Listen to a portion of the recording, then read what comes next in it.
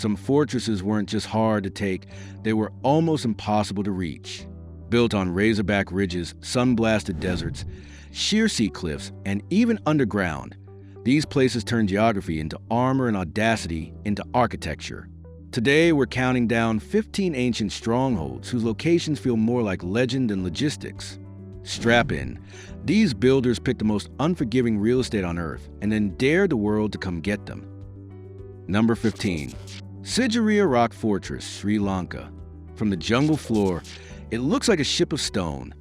A 200-meter monolith rising almost straight up from the green. In the 5th century, King Kijapa chose this lone rock as both billboard and bunker, an elevated palace citadel that would intimidate rivals before they ever saw a spear. At the base, he laid out an axial city of moats, levees, and pressure-fed fountains that still burble after rain. Proof that hydraulics here weren't decoration, they were design. Halfway up, the fortress softened for a moment into art. A gallery carved into a cliff where luminous celestial maidens flowed across burnished plaster. A little higher, a polished mirror wall once reflected the king's image. Centuries later, it captured passing voices instead, where travelers scratched poems and one-liners that are now among South Asia's oldest casual graffiti. The summit flips back to power. Terrace gardens step toward the sky. Cisterns hold precious water. Retaining walls grab onto the margin where palace meets precipice. In a single glance, you get air, view, and time. Horizons rolling away in every direction. It's a capital designed to be seen and to see first. Politics ended the experiment. After Kajapa's fall in 495 CE, Sigiriya faded as a royal seat and returned to monastic quiet. What remains is a complete idea. Urban planning below, theater and thread up the cliff, and a crown of stone above. That turns one impossible rock into a functioning city. Number 14. Masada, Israel. Imagine a table mountain marooned above the Dead Sea, its flanks plunging 400 meters to a furnace of desert. That was Herod's starting canvas. He ringed the plateau with walls and towers, dug colossal cisterns into the rock, and built a 3-tier palace splayed like a fan over the northern brow to catch the breeze. On a site with no natural springs, the waterworks are a marvel. Catch channels, aqueducts, and reservoirs so big you could walk through them. Masada's famous last act came decades later, when Roman legions encircled the mesa and stitched the sands with siege camps you can still trace today. Unable to scale the cliffs, they built the landscape they needed, a titanic earthen ramp that should not exist in this environment, yet does. When the wall finally fell in 73-74 CE, what the attackers found inside became legend. But strip away the drama, and the engineering remains astonishing. How do you stockpile food, wood, and water in one of the driest places on Earth and keep it usable for years? Herod's answer was storage architecture, ventilated granaries, shaded corridors, carefully plastered tanks, and a logistics plan that turned scarcity into stasis. Climb today, by the snaking path at dawn, or the cable car once the sun bites, and the desert geometry snaps into focus. Fortified edges, Roman rectangles in the dust, a palace hanging over a void. Masada is part fortress, part land art, and entirely a lesson in making an inaccessible place habitable. Number 13. Derinkuyu Underground City, Turkey. Most fortresses go up. This one goes down. 8 main levels, 60 meters deep, carved through soft volcanic tuff into a honeycomb big enough to shelter a small town. Houses, stables, presses, kitchens, chapels, schools. Derinkuyu packs all the functions of daily life into rock, then laces the void with hundreds of ventilation shafts that pull cool air like a lung. Defense here is measured in meters of darkness. Corridors choke to single-file bends, waist-high pinch-point slow invaders, and circular rolling stones, door discs as heavy as a small car, slot into rebates to seal passages from the inside. If a level is compromised, residents could retreat deeper, lift ladders, and vanish. Fortification becomes choreography. What makes it impossible isn't height or heat, but logistics. Maintaining sanitation, fresh water, smoke management, and light for thousands under siege. The builders solved it with wells that tap below the water table, blackened kitchens with flues hidden in thick walls, and distributed storage rooms that spread risk across levels. Whole neighborhoods could operate in shifts without choking the air. Cappadocia's tough makes it achievable. Soft to cut, resilient when kept dry, but it's the system's thinking that keeps the Rinkwu standing. Even more audacious, tunnels once linked it to other underground cities kilometers away, extending escape routes beneath an entire region. Invisibility as strategy, weaponized geology. Number 12, Alamut Castle, Iran. The eagle's nest perches on a knife of limestone in the Alborz, reachable only by a zigzag path that keeps reminding your knees who's in charge. Size isn't the flex here. Position is.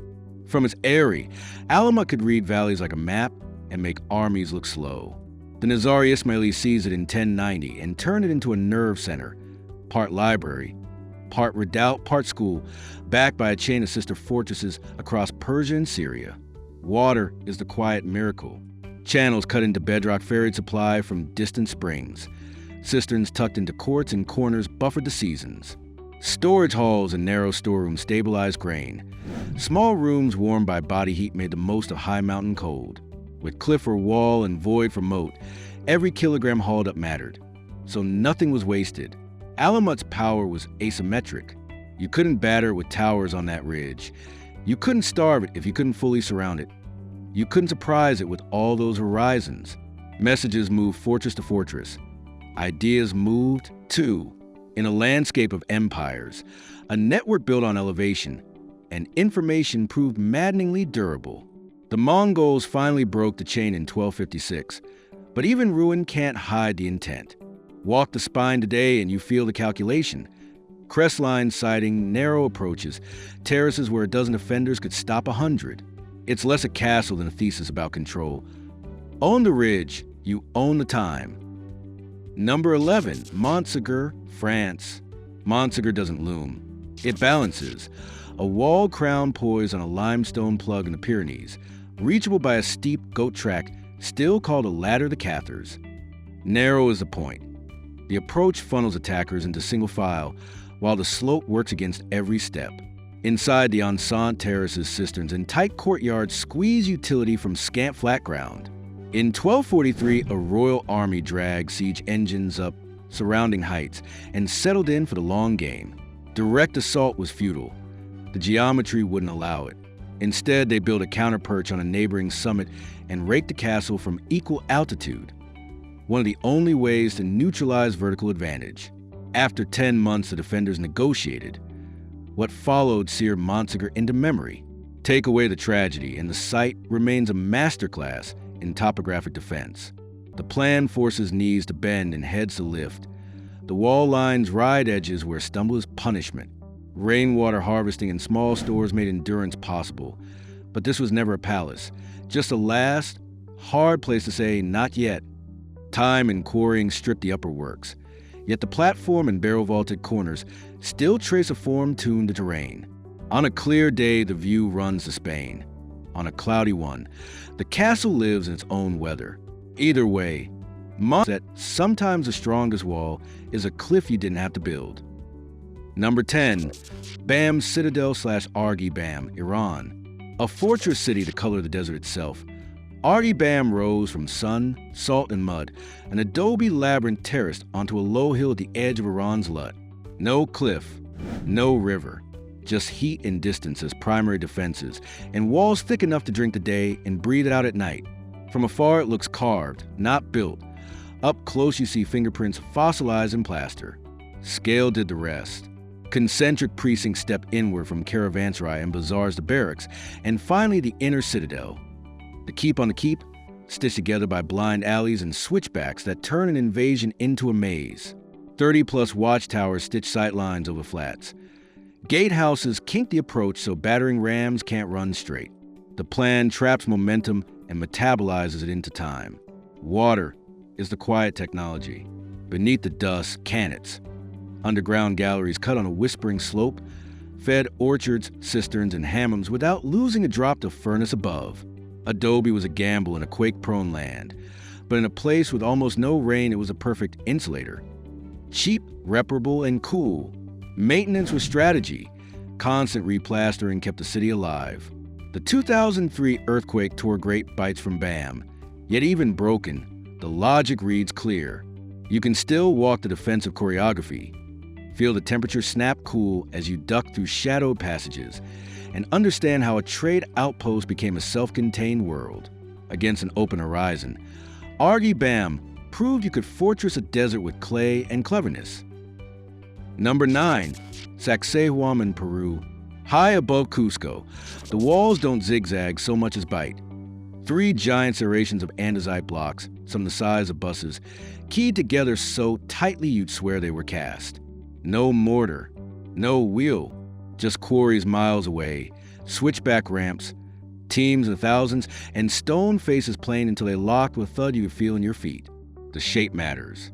Those sawtooth curtains create killing angles and overlapping fire. Terraces above carried towers and stores. The bedrock itself rises into bastions that are more mountain than masonry. Everything is coupled to the hill, so when the ground moves, as it does in the Andes, the structure flexes with it. Earthquakes humble colonial Cusco, Sacsayhuaman shrugged. Logistics here are half the awe. At 3,700 meters, every kilogram of food, timber, and tool steel costs breath. The Inca state answered with meter labor, standardized ramps, and a choreography of levers and cribbing that turned friction into a friend. Once set, each block became part anchor, part brace, and part message. We can command stone at altitude. When Manco Inca tried to throw the Spanish from Cusco in 1536, the fortress became the hinge of the war. It fell only after brutal fighting on the terraces and inside the towers. Today, stripped upperworks leave the great jaws exposed, and that's enough. Stand in the shadow of a 100-ton cornerstone, and the word impossible feels too small. Number 8. Golconda Fort, India. Golconda grows out of granite, like a second outcrop. Instead of flattening the hill, its builders braided architecture through boulder fields, ring walls that vault from spur to spur, terraces that turn bedrock into floors, gateways bent into doglegs to kill speed and sight in a single move. The complex stacks were defensive rings over nearly 11 square kilometers. You climb defenses the way you climb elevation. The party trick is sound. Clap beneath the Fateh Darwaza, and the echo zips along galleries to centuries near a kilometer uphill.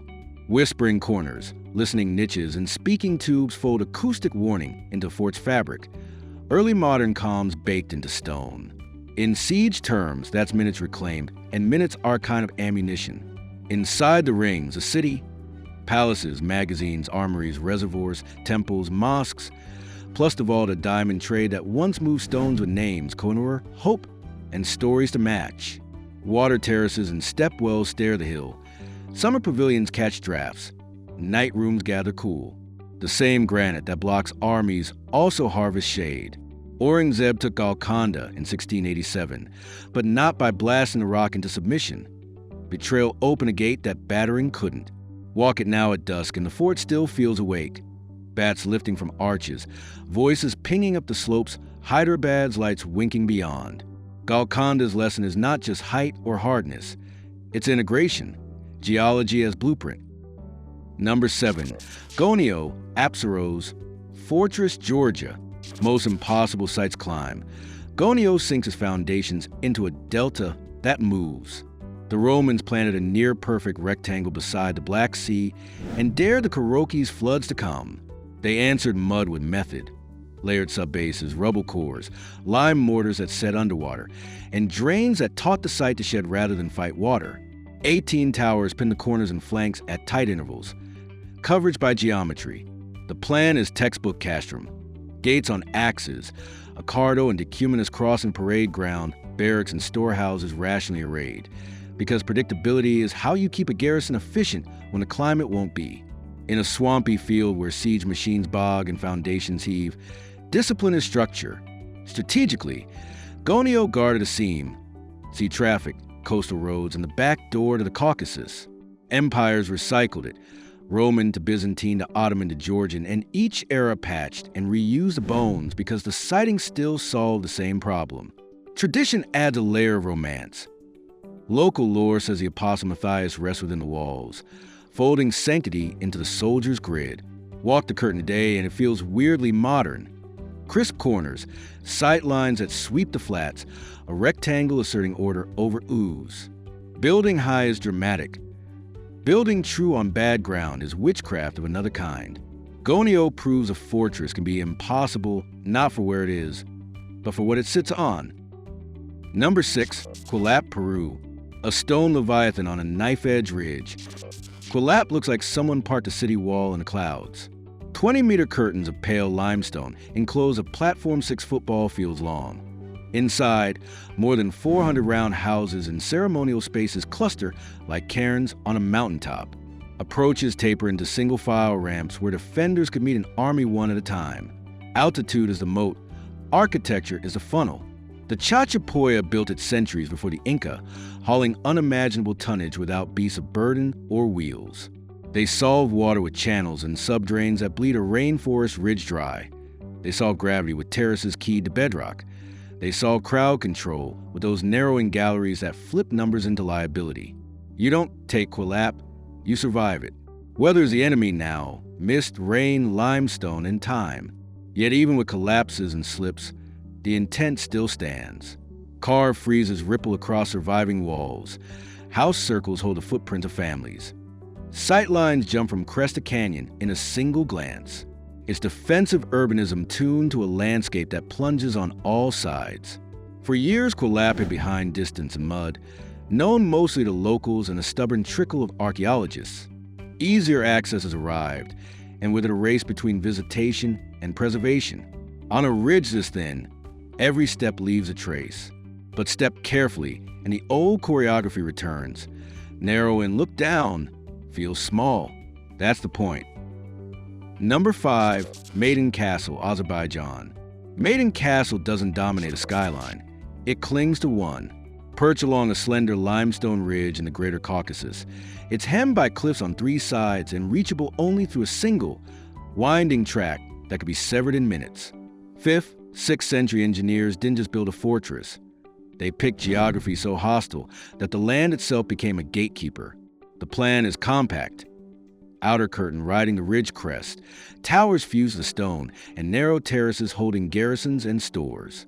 Everything bends the spine of the hill. No wasted wall, no false symmetry. From ramparts, a lookout could spot armies hours before they reached the base. And if they did, the path's exposure turned every bend into a choke point. Siege engines never made it this high. Even pack animals balked. Legends linger of women hidden within its walls. Echoes of the maiden name found on many Caucasian fortresses. But the practical tale is trade and control. From this perch, the garrison could signal to sister forts across valleys, regulating caravans that threaded Persia's northern borderlands. Smoke by day, fire by night, intelligence flickered through the peaks. Centuries of quake, frost, and neglect chewed at Maiden Castle, but the bones hold. A few towers, fragments of wall, the impossible stair cut into the ridge. What's left proves the point. No army ever truly conquered it. Erosion did. Number 4, Takeda Castle, Japan. Mist lifts and there it is. Takeda Castle floating on a sea of clouds. Built in the 15th century on a 350-meter ridge in Hyogo Prefecture, it's part fortress, part apparition. Every wall hugs the mountain's natural terraces. Every stone stair coils upward until the world below disappears. From a distance, it feels mythic. Up close, it's pure pragmatism. Mountain warfare distilled into masonry. No water source, no flat ground, no road wide enough for a cart. Builders hauled stone block by block up twisting footpaths, then dry stacked them into layered baileys that seemed to grow from a bedrock. Gravity did half the defensive work. On the southern slopes, the cliffs are vertical. On the north, the approach narrows to a single pass where archers once waited. Takeda's life was brief, but eventful. Garrison under Toyotomi Hideyoshi, then dismantled after a commander fell from favor in 1600. Yet the ruins kept their dignity. Massive retaining walls, perfect drainage, a layout that reads like contour lines turned architecture. Come autumn, morning fog wraps the valley, leaving only the ridgeline visible. Locals call it Japan's Machu Picchu, but that sells it short. Takeda isn't a lost city. It's a masterclass in restraint. Proof that sometimes defense is just knowing where not to build. Number 3, St. Hilarion Castle, Cyprus. If you drew a fortress straight onto a cliff, it would look like St. Hilarion. Rising 730 meters above the Cypriot coast, its walls, halls, and stairways are carved directly from the crags of the Kyrenia Range. The Byzantines began it as a monastery. Centuries of raids turned piety into parapets. The result climbs a mountain in layers. Lower ward for stables and stores, middle for chapel and royal rooms, upper for command posts so close to the sky they blur into it. Everything here is vertical strategy. Attackers had to fight gravity itself. Switchback after switchback under raining stones and arrows. Even water was an engineering feat. Rain gutters channeled runoff into plaster cisterns scattered to the slopes, rationing survival one drop at a time. Later, the Lusignan kings polished the austerity into splendor, arched windows, frescoed halls. Proof that a fortress could double as palace if your view was infinite. But when artillery changed warfare, St. Hilarion steepness became irrelevant. It was abandoned to goats and wind. Today you climb through silence, tracing steps worn by both monks and soldiers. Legends claim it inspired Disney's Snow White Castle. The truth is quieter but better. A fortress so high it built peace from altitude. Number 2, Shayli Fortress, Egypt. In the middle of Egypt's Siwa oasis, where dunes meet salt lakes, stands a citadel made of salt. Built in the 13th century from Kershef, a blend of clay, salt, and palm trunks. Shayli looks like a melted sandcastle, yet stood inhabited for over 6 centuries, against logic and climate. Its people sculpted vertical labyrinths of homes and watchtowers on knoll that rose just high enough to catch every desert breeze. The material that made it possible also doomed it. Salt mud hardens bone dry but liquefies in rain, so the builders learned patience, layering thin coats, curing each under the sun, binding with palm beams for tensile strength. When rare storms came, walls swelled and healed in the heat that followed, a living architecture tuned to extremes. No moats, no armies. Shayli's enemies were thirst and heat. Narrow alleys offered shade. Communal roofs shared wind. Cisterns lined with date palm fibers stored brackish water for months. Even now, fragments of the spiral lanes remain, packed tight to waste no drop, no space. In 1926, days of unprecedented rain cracked the spell. Families moved outward, leaving hollow shells that still glow amber at sunset. Preservation teams today tread lightly, replastering with the same salt and mud. Shayli endures by surrendering, adapting back into the desert that birthed it. Number 1. Babak Fort, Iran. High in Iran's Aras-barren mountains, 2,300 meters above sea level, the fortress of Babak sits like a clenched fist on a precipice. To reach it, you hike knife-edge paths where one misstep equals a fall into mist. 9th century rebels led by Babak Haramdan chose this spike of rock as their citadel against the Abbasid Caliphate, and for 2 decades it worked. The fort rises in stacked terraces, each with its own wall, gate, and killing ground. Staircases carved straight into bedrock. Cisterns harvest snowmelt. Storerooms burrow into the mountain spine. Siege meant little here. No engine could climb. No army could surround with terrain already protected. When the caliphate finally broke through, it wasn't conquest but cunning. Deception, betrayal, and exhaustion. The stone held, the men didn't. Yet the ruins that remain, arches, chambers, battlements clinging to clouds, still look defiant. In the right light, they seem to float, like the dream of resistance itself refusing gravity. Babak's fortress was never about luxury or longevity. It was a manifesto in rock, that faith, rebellion, and geography together can outlast empires. Centuries on, hikers still trace his path upward. Each step a small echo of that impossible stand. Across continents and centuries, these 15 fortresses prove one thing. Impossible was just another engineering challenge. Whether carved into mountains buried under earth or built from salt and wind, each turned its landscape into armor.